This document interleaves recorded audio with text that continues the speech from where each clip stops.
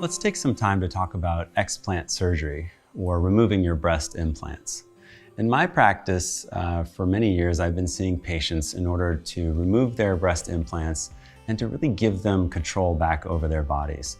The most common reason that women come to me to remove their implants is actually related to lifestyle change. They've had their implants for 10 or 20 years, and now they're at a point where maybe they've had children, their breasts have changed, their breasts have aged over time. And they want to take their implants out in order to give them some perkiness back and to downsize their current size. Maybe they loved their implants at one point and they were a good fit for them then, but now they're at a point in their lives where they want to go through a change. This is honestly the most common reason that we remove implants in my practice. There's also women that have issues with their implants, whether it's scar tissue around the implant, like capsular contracture, or a change in the location of the implant. The implant has moved, has bottomed out, has moved laterally or medially.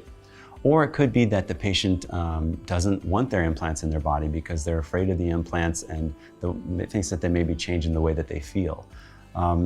So there are many different reasons to go and take your implants out, or to downsize or reduce the implant volume that you have.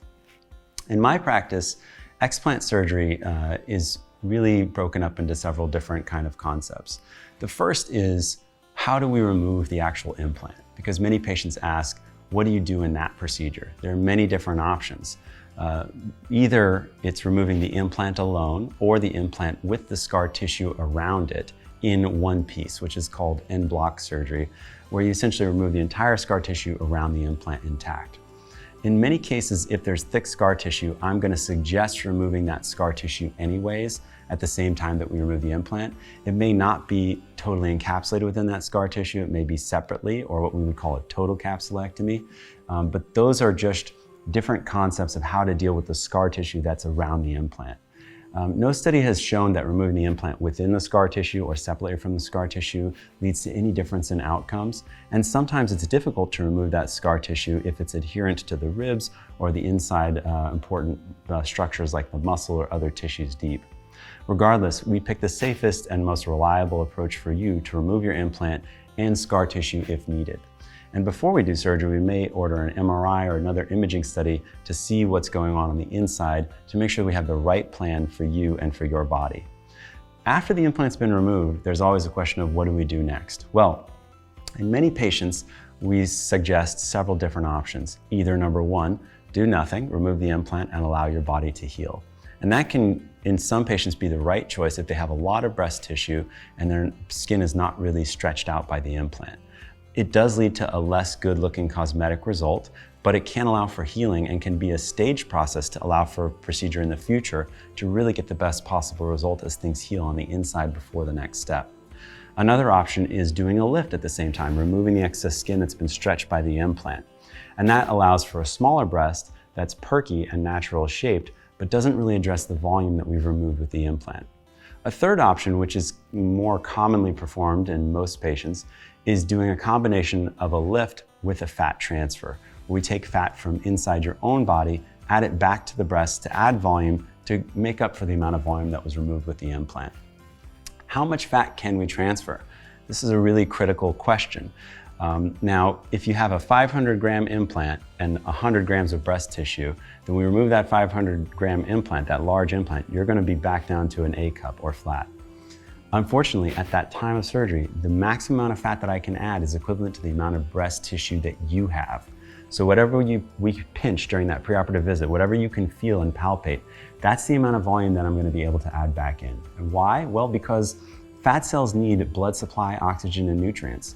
And in a perfect world, a perfect mixture is 1-to-1. You know, if you have seed and soil, you could have one seed right next to one clump of soil, giving it the oxygen, the water, and the other supply of nutrients that it needs to survive and thrive. Similarly, in fat grafting to the breast, we need to have a 1-to-1 volume ratio to add back the volume that's already there in your breast. That may mean that you may need multiple fat grafting procedures over time to achieve a larger volume breast if you had big implants and no breasts to begin with. Thankfully, most patients have a decent amount of breast tissue, and most patients have an average size implant, such that many patients are good with a fat grafting procedure and a lift, and they're able to accomplish a smaller breast without an implant and a good shape with one procedure. That being said, all these are complicated breast procedures, and patients may need additional procedures for improvements of their incisions or their scars over time, or to address small changes in the way that the incision is shaped laterally. So I tell all patients that breast surgery, what's most important to understand is that breast surgery is a delicate and detailed process. This is a complicated surgery when we're taking out implants and doing a full explant, and that I'm going to be there for you down the line if you need a small touch-up procedure or something done in the office, things like that. Regardless, explant surgery is a surgery that allows patients the opportunity to remove their implants in total, to do this in a safe way, and then to give them a great cosmetic result afterwards. And I think that most patients are very happy with the procedure because they get back to living their lives in a normal way. They stop having to think about their implants. And for many of them, this is the last surgical procedure that they're going to need. So it's a liberating experience for many patients. Again, explant surgery is a complicated process with many factors to consider about removing the implants and what to do afterwards. And when we sit down and talk during our virtual consultation or in person, we'll go over the very specific concerns that you have, the things in your body that will lead to a good result, and the options that are right for you and for your breasts. And I look forward to doing that very soon.